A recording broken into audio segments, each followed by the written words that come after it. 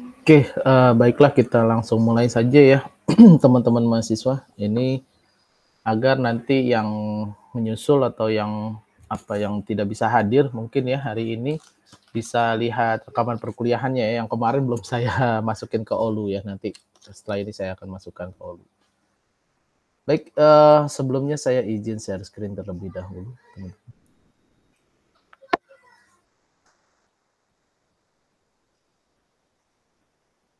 Oke, apakah screen saya di layar ini sudah terlihat dengan jelas ini? Sudah, Pak. Oke, baik. Terima kasih feedback-nya. Baik, bismillahirrahmanirrahim. Innal hamdalillah nahmaduhu wa nasta'inuhu wa nastaghfiruh wa na'udzu billahi min sururi anfusina wa min sayyiati a'malina. May yahdihillahu fala mudhillalah wa ma yudlilhu fala hadiyalah. Asyhadu an la ilaha illallah wa asyhadu anna Muhammadan abduhu wa rasuluh. Amma ba'du.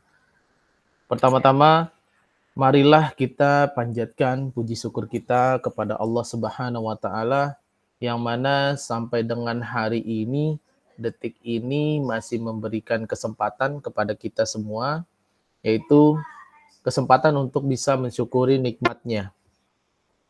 Nah, nikmat-nikmatnya ini tidak hanya nikmat materi saja, tapi juga nikmat iman, nikmat sehat, nikmat hidayah, nikmat inayah, serta nikmat-nikmat lainnya yang kesemuanya itu tidak mampu kita ukur maupun kita bandingkan dengan sesuatu yang ada di bumi ini.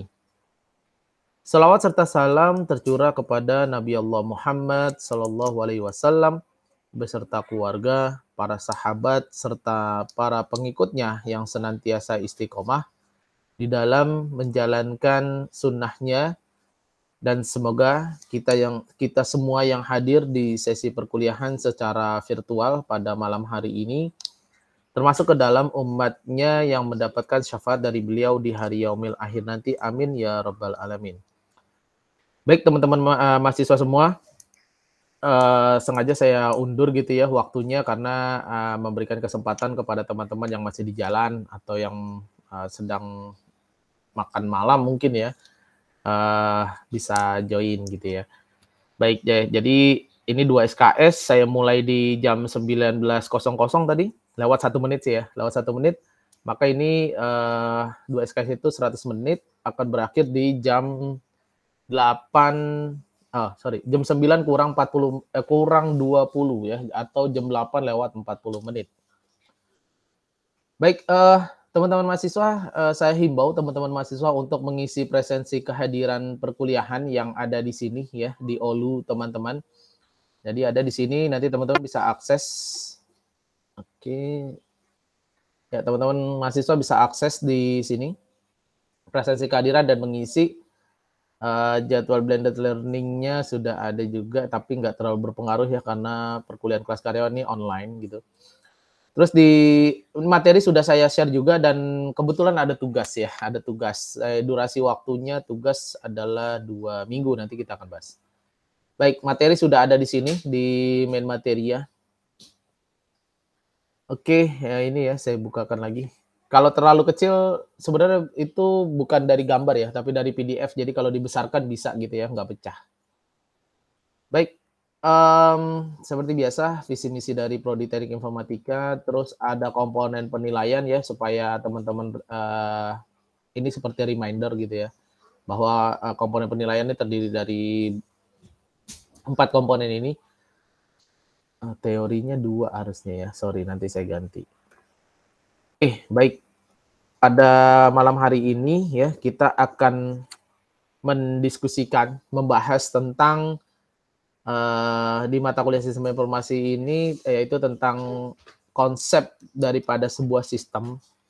Terus ada juga data dan informasi ya. Kenapa data dan informasi? Karena di semester-semester berikutnya kita akan sering sekali mendengar istilah-istilah data, informasi, knowledge ya, atau pengetahuan, terus ada decision gitu ya, dan itu. Jadi akan berkembang seperti itu, dari mulai data ke informasi, terus ke pengetahuan dan juga ke decision. Kalau lebih atasnya lagi adalah wisdom.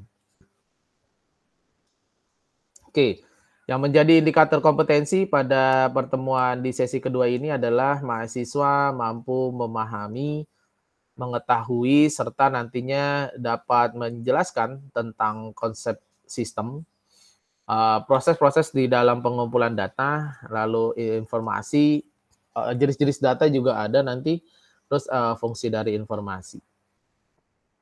Sebelum kita masuk ke materi, jadi saya ingin berkontribusi juga gitu ya, karena saya nggak hanya keinginan saya gitu ya teman-teman ya, tidak hanya dapat sesuatu yang ada di dunia gitu ya, tapi pengen ada yang bisa saya bawa pulang nanti di akhirat ya. Oke, baik. Jadi ayat untuk muhasabahnya adalah dari surat At-Taubah ayat 119. Dan ini adalah relate dengan kejadian yang sedang hype ya baru-baru ini, yaitu ya ada oknum lah ya, bisa kita bilang oknum dalam tanda kutip ya, dia melakukan pekerjaannya dan melakukan sesuatu itu di luar prosedur ya, dan lain sebagainya ya, itu dikarenakan dia tidak bisa jujur terhadap dirinya sendiri. Jadi kalau misalnya kita mampu berlaku jujur ya, setidaknya bagi diri kita sendiri, maka kita akan mengetahui batas-batasnya gitu ya, batas-batasnya, mana yang boleh, mana yang tidak boleh. Di surat At-Taubah ini juga Allah ya, Allah ini dalam firman-Nya surat At-Taubah ayat 119 menghimbau, mengajak orang-orang yang beriman. Jadi yang diajak itu bukan orang Islam secara keseluruhan, tapi orang-orang yang beriman. Ya. Artinya orang-orang yang jika kamu beriman, maka bertakwalah kepada Allah dan hendaklah kamu bersama dengan orang-orang yang jujur. Ya. Karena perilaku jujur ini sangat penting, apalagi di dunia kerja, ya, di dunia industri, ya mungkin teman-teman sudah memahaminya, supaya kita tidak melewati batas, ya. Jadi kita jujur terhadap diri kita sendiri, terhadap apa yang kita lakukan, maupun juga terlebih-lebih ya kepada orang lain, supaya hidup kita itu jadi lebih tenang ya, lebih tenang, lebih aman, nyaman, dan Allah tidak akan istilahnya ya, tidak melihat apa yang kita kerjakan ya. CCTV Allah tuh selalu nyala terus gitu ya. Jadi ingatlah itu gitu ya. Sehingga kita tidak seperti yang baru-baru ini gitu ya. Orang pajak tapi dia berlaku tidak jujur gitu ya, dan lain sebagainya lah gitu ya. Oke, baik. Kita lanjutkan. Sistem informasi terkait bahasan kita malam ini, yaitu konsep sistem, data, dan informasi.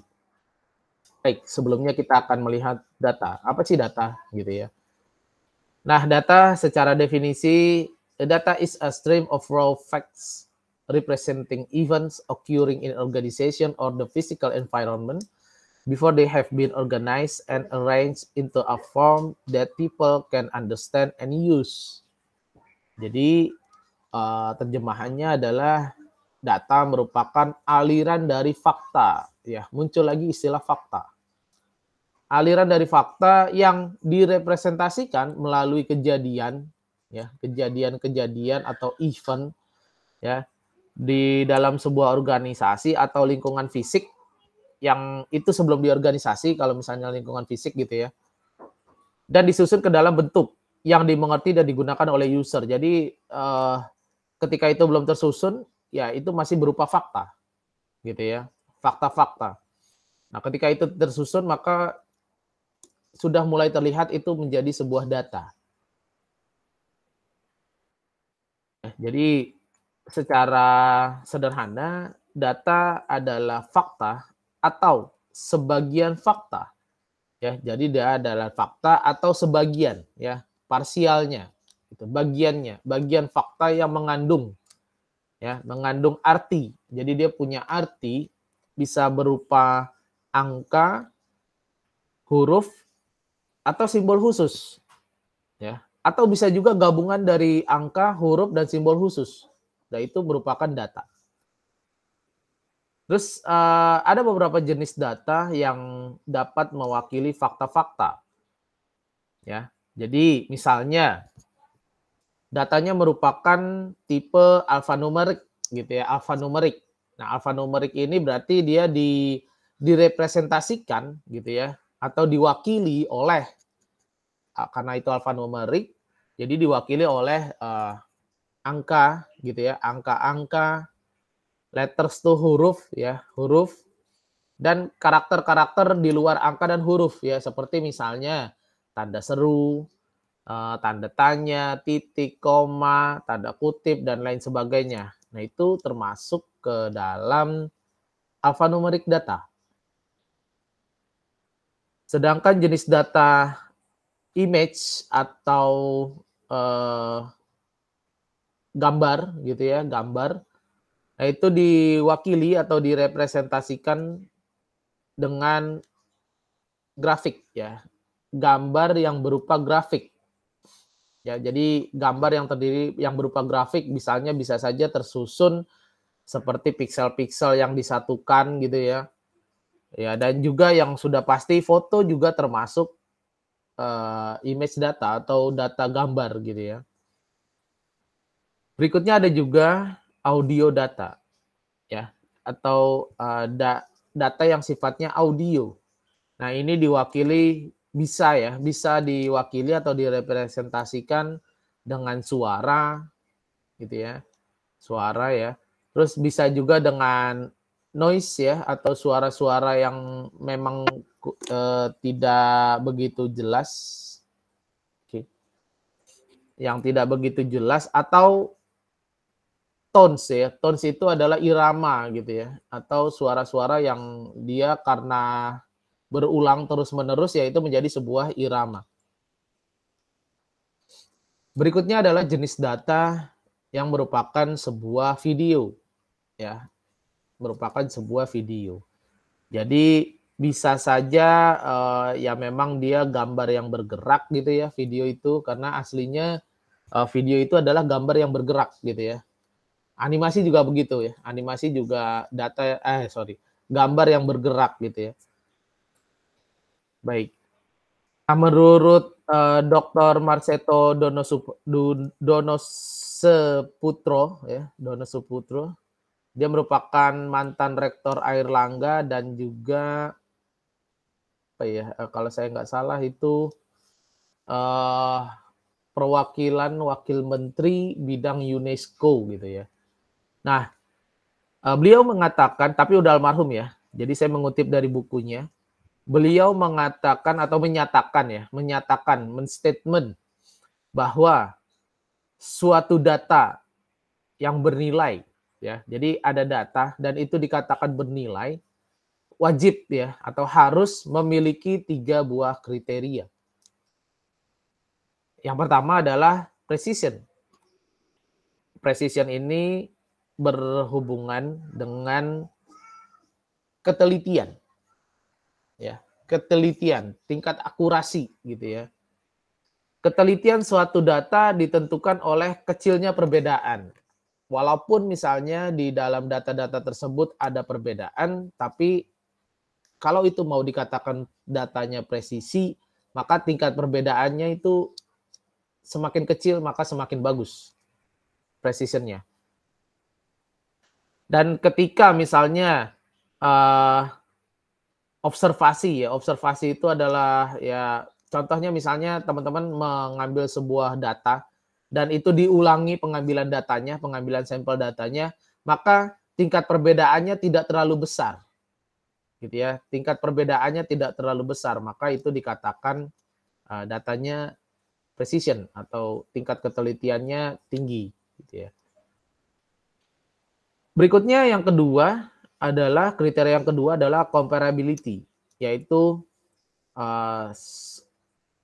bagaimana data tersebut apabila dilakukan sebuah pengukuran atau dengan cara membandingkan ya, compare gitu ya, comparing dengan cara membandingkan itu berdasarkan standar tertentu. gitu ya. Jadi kalau kita ingin membandingkan sebuah data, maka kita membandingkannya dengan menggunakan standar tertentu.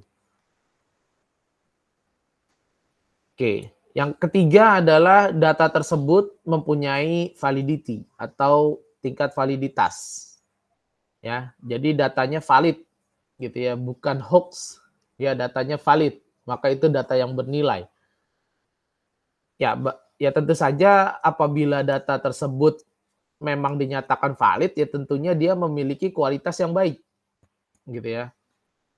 Tapi terkadang data yang memiliki kualitas yang baik saja belum tentu valid, atau bisa jadi belum tentu bisa digunakan oleh orang tersebut atau user ya. Belum tentu bisa digunakan oleh si user. Jika memang data tersebut tidak menunjang tujuan dari si pengguna atau user. Oke, jadi menurut beliau data yang bernilai ya, yang mempunyai nilai itu ada 3 kriteria, yaitu precision, comparability, dan juga validity. Dari data kita skip dulu, kita lanjut ke informasi, nanti kita akan tunjukkan keterkaitannya. Informasi atau information secara definisi merupakan information is data have been shaped into form that is meaningful and useful to human beings. Jadi terjemahannya adalah informasi merupakan data yang disusun atau susunan data yang itu menjadi sebuah bentuk dan dapat dimengerti dan bermanfaat bagi user. Ya, tentu ada kata-kata bermanfaat, gitu ya. Makanya dikatakan informasi. Kalau itu hanya kumpulan data yang disusun sedemikian rupa tapi tidak bermanfaat, maka itu bukan sebuah informasi. Gitu ya. Menurut si penggunanya itu bukan merupakan informasi. Gitu ya. Jadi dia harus bisa dimengerti dan bisa bermanfaat bagi usernya atau bagi penggunanya. Baru itu bisa dikatakan sebuah informasi. Ada lagi definisi yang mengatakan informasi adalah hasil dari kegiatan pengolahan data. Jadi setelah data ya terus diolah gitu ya. Kalau tadi kan hanya disusun. Nah, ini diolah dan dia tadi sama seperti definisi yang tadi memberikan bentuk yang lebih berarti gitu ya. Jadi ada hasil pengolahan data yang dia menjadi sebuah bentuk dan menjadi lebih berarti. Gitu ya. Artinya kalau itu lebih berarti maka yaitu lebih berguna bagi si penggunanya atau si user. Gitu ya. Baik. Berikutnya informasi adalah data yang mempunyai nilai. Ya ini mirip seperti yang sebelum-sebelumnya. Jadi dia adalah data yang mempunyai nilai bagi penerimanya dan dapat digunakan untuk dasar pengambilan keputusan. Nah, ini sudah lebih spesifik lagi. Jadi, merupakan data yang bernilai dan juga bisa digunakan untuk dasar pengambilan keputusan atau decision making.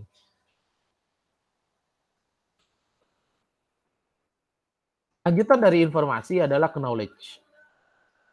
Knowledge secara definisi merupakan sebuah kesadaran dan pemahaman dari serangkaian informasi. Ya, jadi knowledge itu merupakan kumpulan informasi dan itu disusun gitu ya, dibuat lebih bermanfaat yang pastinya tujuannya adalah menunjang tugas tertentu untuk mencapai sebuah keputusan. Ya itu secara definisi ya, memang agak-agak bingung ya kalau kita secara definisi. Itu pengetahuannya atau knowledge ya. Tapi ada juga orang-orang yang memang memberikan pengetahuan atau knowledge workers. Jadi knowledge workers ini adalah orang-orang yang membuat, ya tidak hanya dia membuat, menggunakan dan menyebarkan pengetahuan, gitu ya. Umumnya orang-orang ini adalah di bidang ilmu pengetahuan ya. Para profesional di bidang ilmu pengetahuan, biasanya ya macam-macam, bisa di bidang teknik, bisnis, psikologi, hukum, humaniora ya dan lain sebagainya ya, knowledge worker atau di bidang pendidikan mungkin ya dan lain sebagainya. Mereka lah dikatakan adalah sebagai seorang knowledge workers. Terus muncul lagi ada yang namanya knowledge management system. Nah, ini tingkatan lebih tinggi dari sebuah sistem informasi, itu namanya KMS ya, atau knowledge management system. Nah, itu lebih kepada tidak hanya orangnya ya, tidak hanya pengetahuannya, tapi dia di dalam knowledge management system itu terdiri dari ada orangnya, pengetahuannya, softwarenya, database-databasenya, prosedur-prosedurnya, pengetahuan-pengetahuannya, serta device-device-nya ya, perangkatnya, yang kesemuanya itu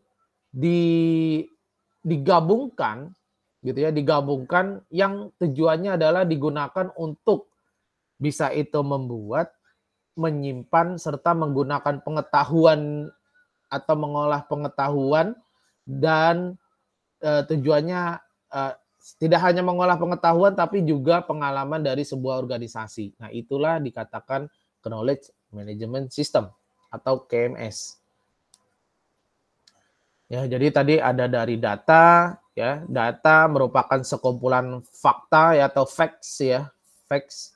Nah, itu menjadi sebuah informasi gitu ya. Informasi yang data-data itu disusun-susun, di-capture, dikumpulkan, disusun atau dibentuk menjadi sebuah informasi. Terus kita gabungkan dengan pengetahuan kita gitu ya, berdasarkan pengetahuan kita dengan pengetahuan yang umum gitu ya, atau yang sedang terjadi dan lain sebagainya, sehingga nantinya ya harapannya adalah bisa kita gunakan sebagai penunjang ya atau sebagai dasar dari pengambilan sebuah keputusan atau decision making. Contoh perubahan dari data menjadi informasi serta pengetahuan, contohnya adalah seperti ini. Mungkin teman-teman lihat di sini ada merupakan data kehadiran pegawai ya. Di sini ada nomor induk pegawai atau NIP gitu. Terus ada tanggalnya ya, ada tanggalnya, ini tanggalnya lama sekali ya. Ini tanggalnya adalah kalau ini adalah 2 Desember 2004 gitu ya, ini tanggal yang sama ya dengan untuk orang yang berbeda ya, karena ini NIP, namanya disamarkan. Ya, ini nomor induk pegawai. Ya, misalnya ini adalah karena ini adalah data, misalnya saya baca gitu ya. Data kehadiran pegawai untuk pegawai dengan nomor NIP 1103 pada tanggal 2 Desember 2004, dia datang di pukul 7.20 dan pulang di jam 3:40 ya. Jadi seperti itu. Ini merupakan sebuah data. Apakah dengan data seperti ini kita bisa mengambil sebuah keputusan atau decision making? Biasanya belum, gitu ya. Biasanya belum. Karena tidak terlihat polanya, pattern-nya, gitu ya. Tidak terlihat perbedaannya, gitu ya. Apalagi datanya cuma seperti ini. Berikutnya adalah sebuah informasi. Jadi ingat tadi, informasi itu adalah susunan data-data yang dibentuk sedemikian rupa atau di-capture sedemikian rupa sehingga menghasilkan sebuah informasi. Maka dari data yang tadi dibuatlah akumulasi atau rekap gitu ya, rekapitulasi mungkin bahasanya ya, bahasa menjelang 2024 ya, rekapitulasi. Sehingga terbentuklah informasi akumulasi bulanan dari kehadiran pegawai gitu ya. Jadi dari data-data yang tadi ya, yang setiap hari, kalau ini kan datanya harian ya, hanya di tanggal 2 Desember 2004, pegawai dengan nomor 1103 datang jam 7.20, pulang 15.40. Pegawai dengan nomor 1142 datang di 7.45, pulang 15.33. Direkapitulasi dengan menjadi sebuah informasi, ya, rekapitulasi akumulasi bulanan kehadiran pegawai, sehingga menjadi seperti ini, NIP atau data pegawai dengan nomor NIP 1103 selama 1 bulan, ya di bulan Desember misalnya gitu ya, tadi ya, karena tadi tanggal 2 Desember.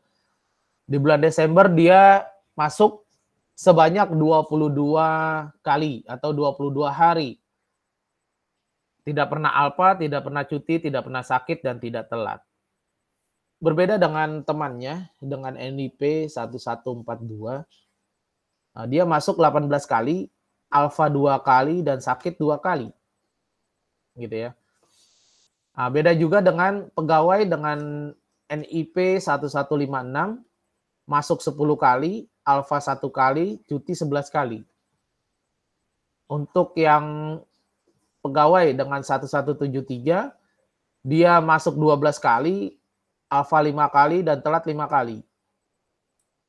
Sedangkan yang pegawai dengan nomor NIP 1180, masuk 10 kali dan sakitnya 12 kali. Ya, ini merupakan sebuah informasi. Seperti ini kita sudah mulai mendapatkan insight ya, informasi terkait keberadaan atau kehadiran ya, kerajinan gitu ya, atau maupun kehadiran dari sebuah pegawai di instansi tertentu. Nah, dari informasi ini diolah lagi menjadi sebuah pengetahuan. Jadi sebuah pengetahuan. Misal, kita rekapitulasi lagi atau kita lihat polanya, ya, kecenderungannya, trennya, pegawai-pegawai itu di hari-hari kerja, ya, di hari Senin, Selasa, Rabu, Kamis, dan Jumat. Jadi berdasarkan data yang tadi, yang disusun, terus ada informasi disusun lagi ya, atau kita bentuk sedemikian rupa sehingga kita dapat pengetahuannya atau knowledge-nya, sehingga disimpulkan jumlah pegawai yang pada hari Senin terlambat sebanyak 7 orang. Sedangkan yang pulang cepat tidak ada gitu ya, di hari Senin ya.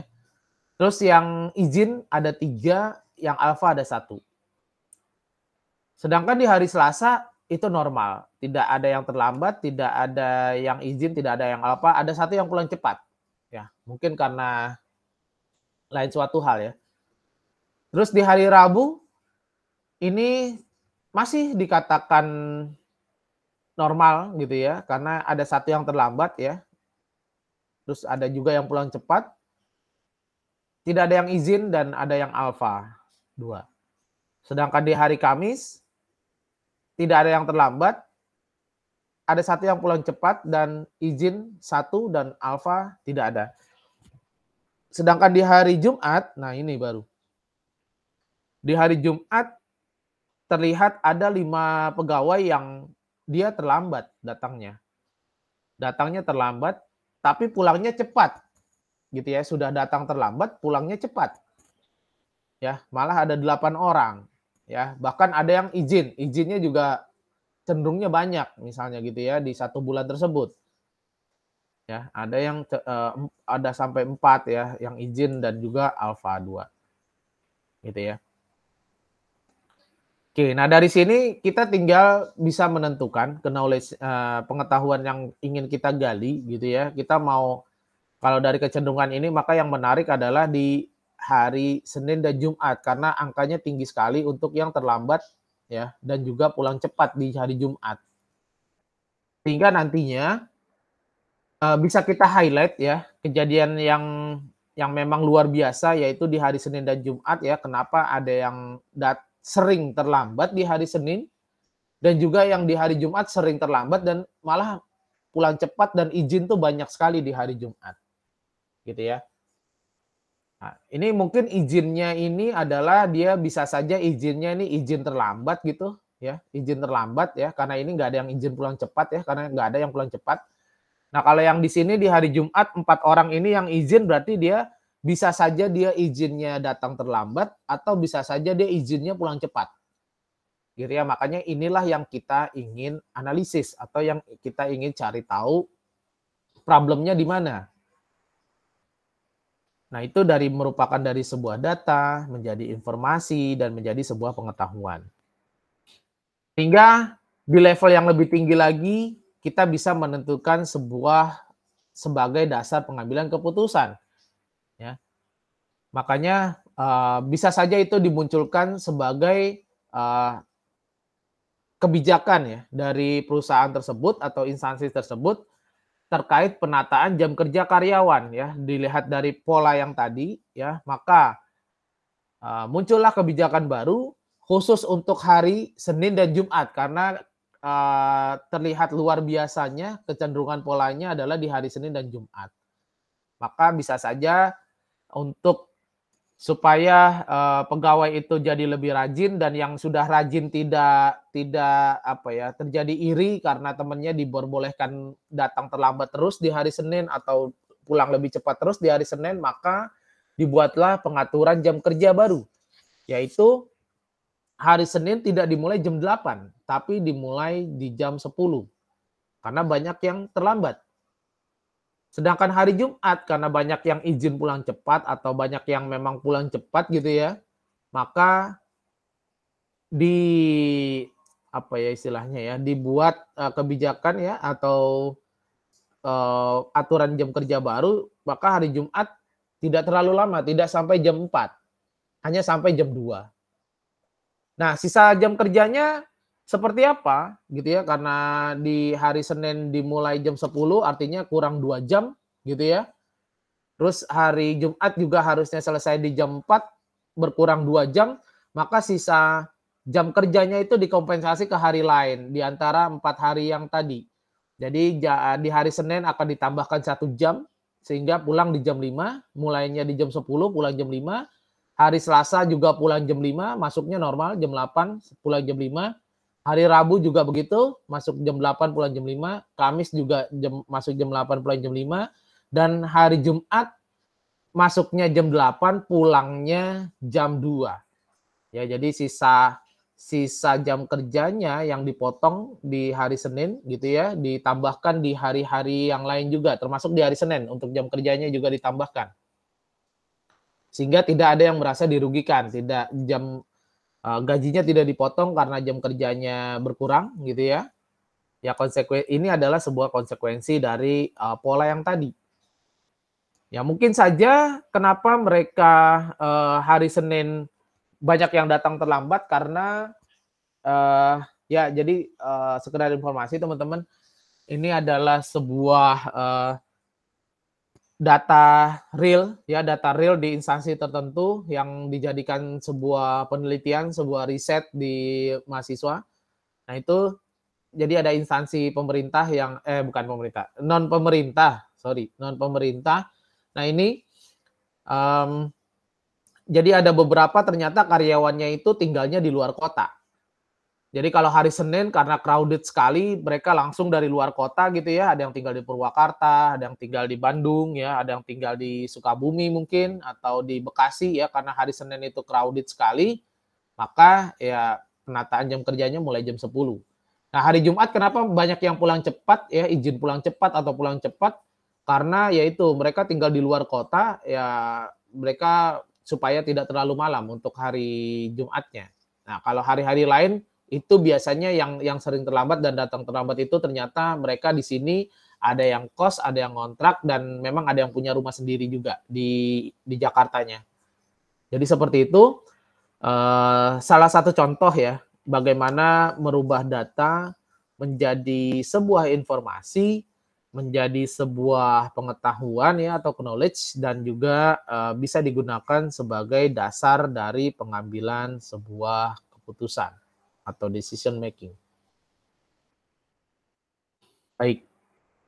Jadi kalau kita lihat ya berdasarkan segitiga ini atau piramida ini, data itu pasti dia sifatnya banyak ya. Data itu sifatnya banyak karena seperti tadi ada data per harian gitu ya, masuk jam kerja karyawan ya, tentunya datanya semakin banyak.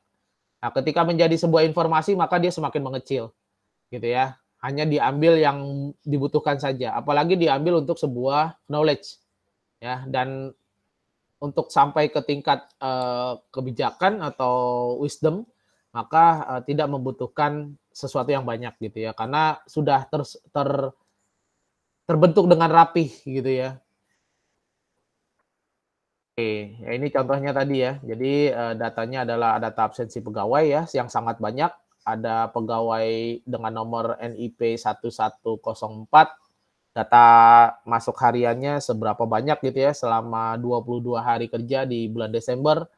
Belum yang NIP-nya 1234 ya, dan lain-lain banyak ya. Jadi jumlahnya lebih banyak dibandingkan dengan informasi rekap kehadiran pegawai, ya, dibandingkan dengan hanya mengambil polanya saja atau pattern-nya saja dan, muncullah sebuah kebijakan baru ya. Jadi waktu itu, penelitiannya atau skripsinya hanya membuat, rekomendasi ya, rekomendasi dari, analisis yang tadi. Baik, kita lanjut terkait dengan yang namanya valuable information atau informasi yang bernilai. Kalau tadi di awal-awal adalah data yang mempunyai nilai, ada 3 karakteristiknya. Nah, sekarang adalah valuable information atau informasi yang bernilai. Ada karakteristik juga dari valuable information. Yang pertama ada accessible, ya, information. Terus ada secure, selanjutnya relevant, selanjutnya economical, lalu reliable, dan juga timely. Nah, ini adalah karakteristik yang membentuk atau yang menjadikan sebuah informasi itu lebih bernilai. Baik, dikatakan accessible, maka informasi tersebut ya, saya tidak bilang data, tapi udah merupakan sebuah informasi, maka informasi tersebut harus mudah untuk diakses. Ya, karena karakteristiknya adalah accessible. Siapa yang mengakses? Yaitu penggunanya, user. Jadi informasi kalau tidak aksesibel maka tidak dikatakan sebagai sebuah informasi yang valuable atau bernilai. Jadi pengguna bisa mendapatkan informasi dalam format yang tepat, ya, dalam format yang tepat. Ya misalkan informasi tersebut dalam bentuk tabel, formatnya tepat gitu ya, tabelnya tepat formatnya. Terus waktunya tepat. Jadi kita coba akses ya, saya mau ngambil misalnya informasi tentang data, kehadiran pegawai di bulan Desember. Begitu didapatkan tepat, memang ini data kehadiran pegawai di bulan Desember, bukan di bulan Januari atau bahkan, bulan yang lampau lagi gitu ya. Nah itu jadi tepat, sehingga, memenuhi kebutuhan dari si pengguna. Berikutnya, karakteristik dari valuable information adalah secure. Harus aman dari akses pengguna yang tidak sah. Oleh karena itu, biasanya di setiap sistem informasi ada yang namanya hak akses.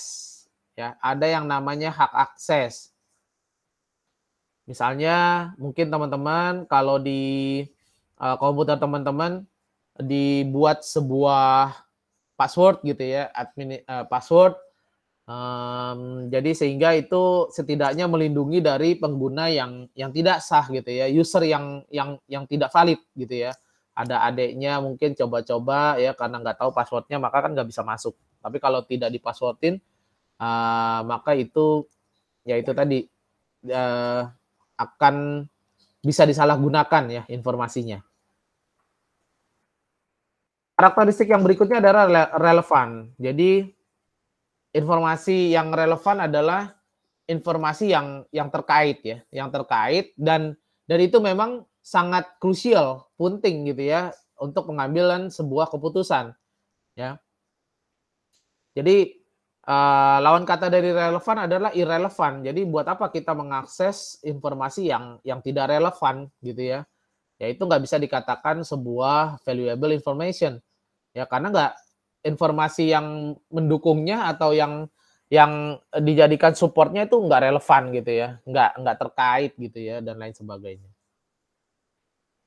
Berikutnya adalah informasi tersebut adalah akurat, tingkat akurasinya tinggi gitu ya, atau bahkan bisa bebas dari kesalahan ya, bebas dari hoax gitu ya.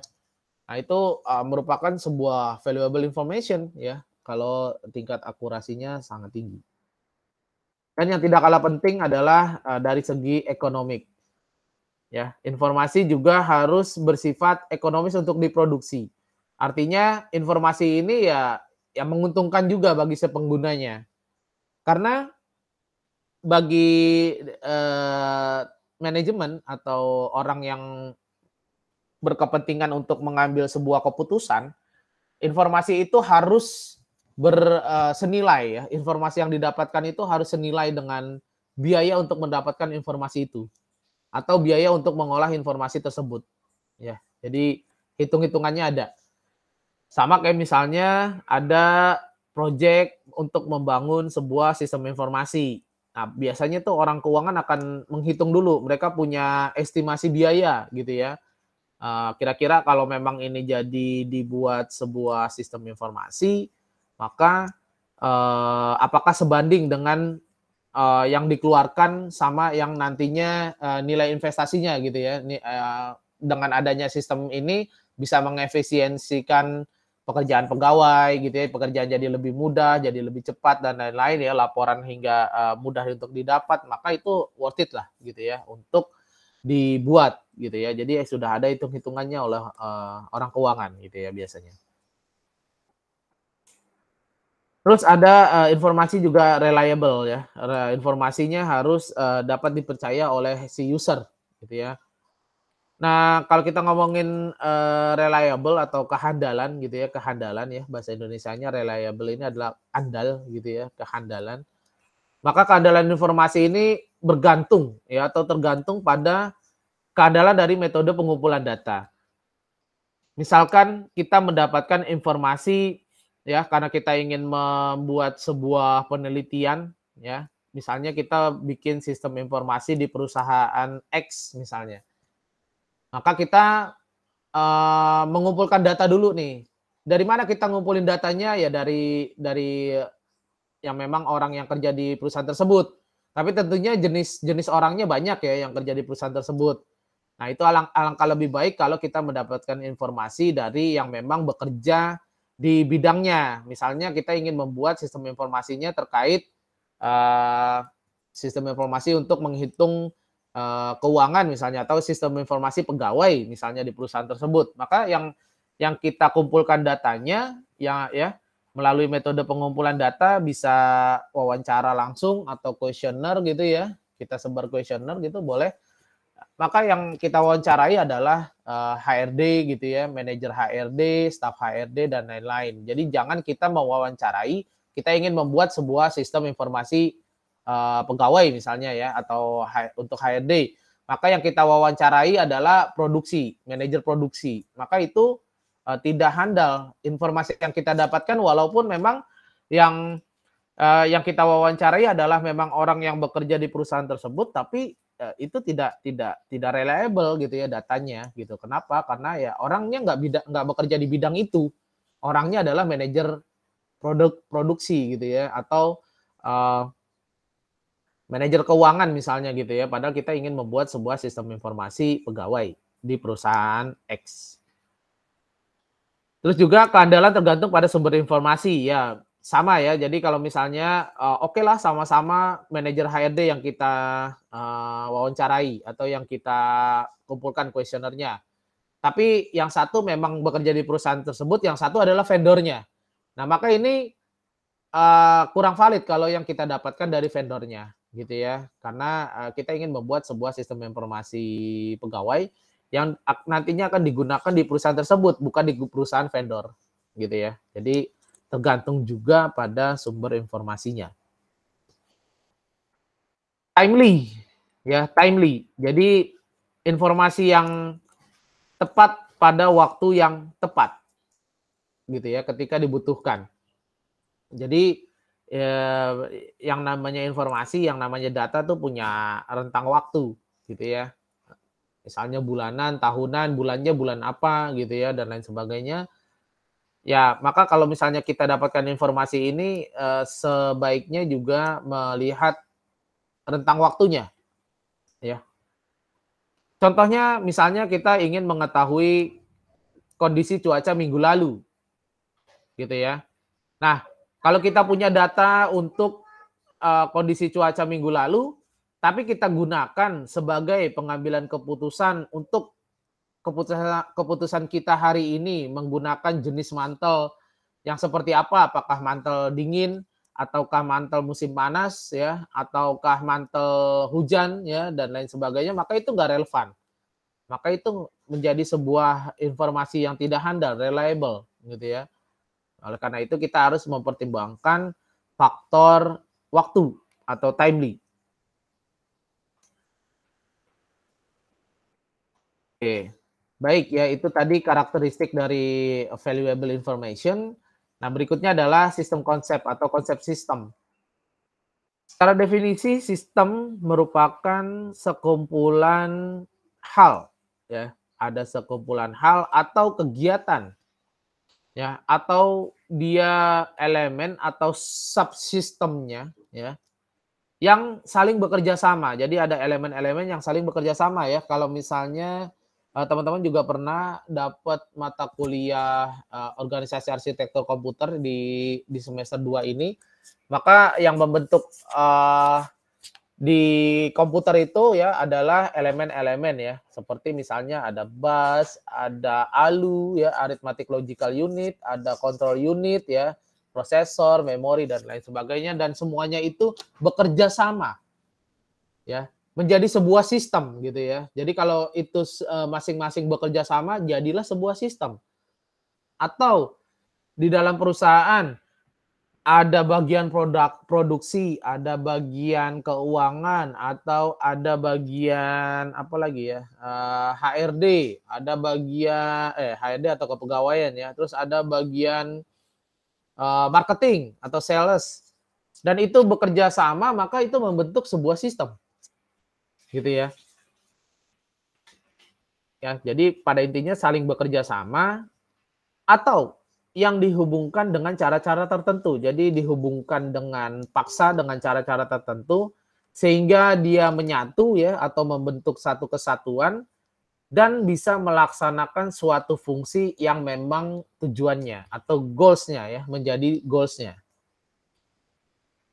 Ada juga yang mengatakan sistem adalah satu set elemen ya, jadi ada setnya gitu ya, satu set dari sebuah elemen yaitu tadi ya terdiri dari beberapa komponen gitu ya, karena ini satu set dan itu berinteraksi ya, terhubung satu sama lain, mempunyai interaksi gitu ya. Yang pada intinya mencapai tujuan juga ya, untuk mencapai goals ya. Makanya kalau di sebuah perusahaan ada visi, ada misi, ada tujuan, ada sasaran gitu ya, ada goals dan lain sebagainya ya. Karena kenapa ada goals kayak karena ini membentuk sebuah sistem gitu ya. Ada tujuannya, mau dibawa kemana gitu ya. Ada tujuannya, ada goals-nya ya, visi ke depannya. Oke. Sistem mempunyai input ya, ada input, terus ada pengolahan dan juga ada keluaran ya, sama seperti kalau kita mengistilahkan sebuah sistem komputer ini ada inputannya, ada pengolahannya atau prosesnya, terus ada keluarannya dan juga ada feedbacknya. Feedback itu tujuannya untuk apa? Yaitu untuk supaya uh, memperbaiki permasalahan-permasalahan yang sudah ditemui ya sehingga ke depannya sistemnya menjadi lebih baik. Feedback ya. Sama, sebuah aplikasi juga pasti butuh feedback ya. Kalau teman-teman install aplikasi terus baru coba berapa menit gitu ya atau game misalnya ya dari App Store atau dari Play Store baru mencoba berapa menit maka setelah itu akan muncul feedback ya. Kita sebisa mungkin berikan feedback gitu ya. Karena feedback itu untuk sebuah developer itu sangat berharga. Feedback Anda sangat berharga. Bahkan WhatsApp ya, WhatsApp misalnya aplikasi WhatsApp, saya udah install lama gitu WhatsApp, tapi sering juga dimintain feedback-nya. Misalnya saya lagi nelpon istri saya gitu ya, pakai video call atau voice call gitu ya. Itu biasanya setelah video call itu akan muncul, feedback ya. Kita disuruh, seberapa bagus gitu ya menggunakan, video call ini gitu ya. Ada bintang skala 1 sampai 5 gitu ya, kita disuruh milih di mana gitu ya. Kalau teman-teman juga misalnya ke Indomaret atau Alfamaret, itu juga akan muncul di layar kalau kita sedang melakukan pembayaran ya, akan muncul di layar terkait feedback ya. Jadi, teman-teman puas atau tidak gitu ya. Ada warna merah, ada warna hijau. Kita dipilih, disuruh memilih salah satu ya antara 2 pilihan gitu ya. Jadi ada feedback-nya supaya, bisnis bisa lebih berkembang ya, perusahaan bisa lebih berkembang, bisa lebih kompetitif ya dan lain sebagainya. Contoh ya tadi, jika ini dianalogikan sebagai sebuah, pencucian mobil ya. Jadi ada mobil ya yang kotor gitu, datang kotor ya. Nah, ini merupakan sebuah input ya, merupakan sebuah input, terus, dilakukan proses di dalamnya ya, baik dari mulai proses pencucian ya, dibasahi dulu, lalu apa tuh, dikasih sabun ya, terus apa sih, dilap-lap begitu ya, pakai rolling gini ya. Terus disiram lagi, disemprot air lagi, terus masuk ke tahap pengeringan ya dan lain sebagainya sampai, tahap apa tuh, finishing ya, dibuat lebih mengkilap gitu ya, lebih glowing gitu ya. Sehingga output-annya jadi lebih baik dari sebelumnya. Nah, sistem juga seperti itu, sama seperti itu. Nah, di setiap tahapan ini juga developer mengharapkan feedback. Dari siapa feedback-nya? Yaitu dari penggunanya, ya. Baik di tahapan input ketika ada feedback silakan sampaikan saja. Ketika tahapan processing juga misalnya ada feedback, oh ternyata kalau cuma disiram aja kurang bersih gitu ya, harus ada dipanasin atau apa gitu ya, dihangatkan gitu ya, setelah dibuat glowing biar lebih nggak mudah luntur dan lain sebagainya kan itu feedback. Ya tujuannya adalah, bukan sistem, sorry, perusahaan akan lebih kompetitif ya, karena, eee, kompetitor lain tuh akan terus meningkatkan layanan mereka. Gitu ya. Jadi kalau kita nggak improve ya, nggak melakukan improvement, ya perbaikan, maka, kita menjadi kurang kompetitif nantinya. Akan kalah dengan kompetitor. Ya ini definisinya saja, nanti bisa dibaca ya teman-teman. Oke, ya. Jadi, what is an information system? Yaitu adalah sistem informasi adalah seperangkat unsur yang saling terkait. Dari komponen, atau komponen ya. Jadi bisa unsur, bisa komponen dan itu saling terkait ya. Yang pasti di dalamnya ada input ya, ada input, ada prosesnya, dan ada output-nya ya. Tujuannya adalah output data dan informasi dan ada feedback-nya ya. Jadi semuanya bekerja sama untuk mencapai goals ya atau memenuhi tujuannya. Informasi sistem atau sistem informasi bisa juga berupa kombinasi dari orang-orang yang berorganisasi atau orang yang terorganisir. Bisa juga, tidak hanya orang yang terorganisasi, bisa juga hardware, software, atau jaringannya, sumber dayanya, kebijakan-kebijakan yang pernah ada dan itu menjadi sebuah arsip atau dokumentasi, prosedur-prosedurnya, dan lain sebagainya. Itulah sistem informasi. Jadi banyak, tidak terbatas sistem informasi itu hanya, ya sistem begitu aja gitu, enggak. Jadi bisa juga dia ada kebijakan-kebijakan yang pernah ada ya, contohnya tadi terkait kehadiran pegawai dan itu menjadi sebuah dokumentasi, dimasukkan ke dalam sistem, sehingga nantinya, ketika misalnya terjadi, dan bisa saja itu diperbaiki ya, diperbaiki karena tidak ada sesuatu yang fix ya, yang kekal gitu ya, tidak ada kecuali pencipta kita, Allah Subhanahu wa taala. Nah, itu jadi tidak ada sesuatu yang kekal di dunia ini selain Allah dan semuanya bisa saja berubah gitu ya. Tapi sebelum itu dirubah sebaiknya kita dokumentasikan dulu.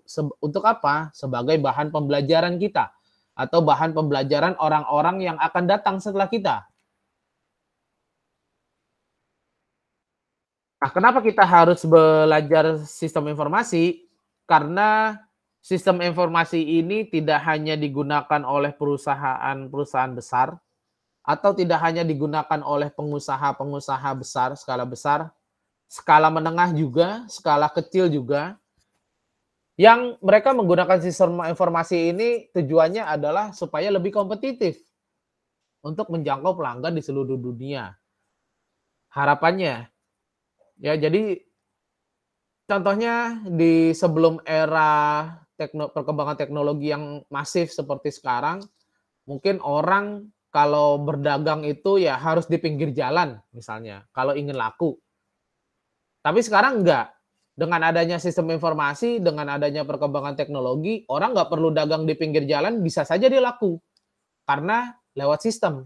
Tadi ya, ada dia sudah daftar di GoFood misalnya, atau di Shopee Food ya, atau di mana lagi, di Tokopedia ya, dia dagang di dalam gang kecil pun, kalau memang produknya bagus, layanannya kompetitif ya, servisnya bagus, maka dia bisa saja laku gitu ya. Bisa saja malah lebih laku daripada yang dagang di pinggir jalan atau daripada yang memang iklannya jor-joran gitu ya.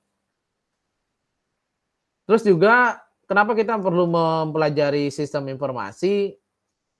Ya, sistem informasi itu bisa ya, bisa saja digunakan untuk mengiklankan sebuah produk dan juga bisa kita gunakan untuk berkomunikasi dengan pelanggan ya.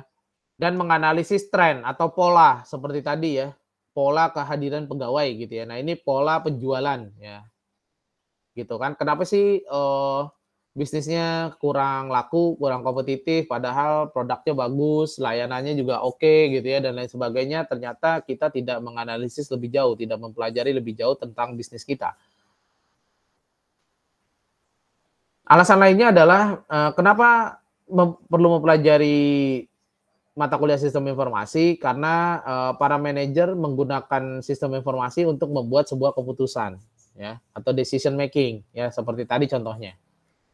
Terus para perencana keuangan ya, atau finance menggunakan SI untuk bisa membuat rekomendasi kepada klien ya, untuk membantu mereka apakah mereka harus menabung untuk pensiun atau untuk pendidikan anak-anak mereka ya. Jadi ada kategori prioritas gitu ya. Ada kategori skala prioritas ya. Pada intinya kita harus menabung. Tapi menabungnya ini prioritasnya yang lebih mana? Untuk pensiun atau untuk pendidikan anak-anak. Nah, gitu ya. Nah, itu dengan adanya sistem tersebut, dan itu sistem tersebut bisa memberikan rekomendasi sehingga memudahkan tadi perencana keuangan baik di perusahaan atau perencana keuangan pribadi ya, orang per orang bisa menentukan sebuah pilihan ya, atau keputusan. Terus juga agar lebih kompetitif ya. Jadi tentunya tidak hanya perusahaan besar ya, tidak hanya perusahaan kecil saja yang tanpa sistem itu bisa kalah ya. Perusahaan besar juga kalau sistemnya tidak di-upgrade maka dia bisa kalah. Dan ini sudah banyak ceritanya kalau teman-teman perhatikan, ada Nokia, ada ya macam-macam lah ya, banyak. Ada Nokia, Sony Ericsson ya, dan lain sebagainya, dan itu nggak bisa survive ya. Apalagi sistemnya hanya biasa, tidak melihat sistem dari kompetitor ya, tidak mau membuka mata terhadap kemajuan kompetitor, maka akan tergerus dengan sendirinya. Jadi pada intinya, sistem informasi ini adalah alat yang sangat diperlukan untuk membantu kita semua, baik diri pribadi, individual, maupun organisasi untuk mencapai sebuah tujuan. Dan di setiap organisasi saat ini ya, di 2023 ini pasti menggunakan sistem informasi, apapun itu jenisnya. ya. Baik di kampus kita punya sistem informasi ya, macam-macam ya, ada sistem informasi akademik ya untuk melihat nilai, data-data KRS yang ingin kita ambil, kurikulum dan lain sebagainya. Kalau untuk pembelajarannya kita ada sistem yang berbasis Moodle namanya OLU ya, Online Learning UHAMKA itu sistem informasi juga. Mungkin di perusahaan teman-teman juga pasti ada sistem informasi. Tidak dipungkiri lagi ya, karena itu benar-benar sistem informasi ini sangat memudahkan penggunanya, baik orang per orang atau individual maupun organisasi. Baik, mungkin itu yang bisa saya sampaikan sampai sini. Apakah ada yang ingin ditanyakan dari teman-teman? Silahkan. Atau ada yang ingin didiskusikan?